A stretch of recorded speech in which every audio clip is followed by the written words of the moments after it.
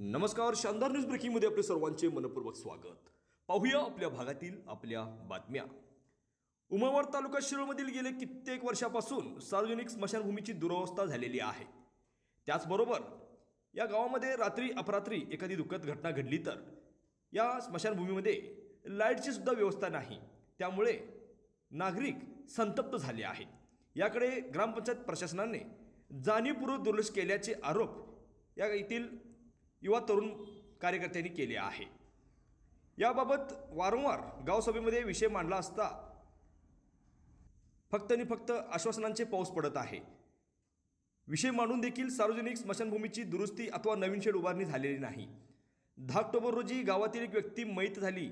यावेळी सदर व्यक्तीची अंत्यसंस्कार करताना लाईटची व्यवस्था नसल्यामुळे एका मालवाहू गाडीची या ठिकाणी लाईट लावून उजेडात अंत्यविधीचा कार्यक्रम करण्यात आला।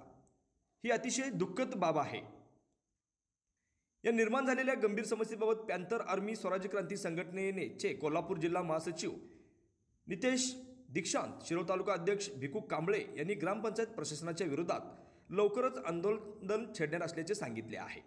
ग्रामपंचायत निवडणुकीमध्ये घोषणांचा पाऊस झाला, त्यामुळे एक नवीन ध्येय धोरण ठेवून गावकऱ्यांनी सर्व उमेदवार निवडून दिले। मात्र उमेदवार लक्ष देतात ना सरपंच यासह ग्रामपंचायत प्रशासन लक्ष घालत नाही, असा आरोप यावेळी कार्यकर्त्यांनी केलाय। ब्युरो रिपोर्ट, शानदार न्यूज, उमरवाड।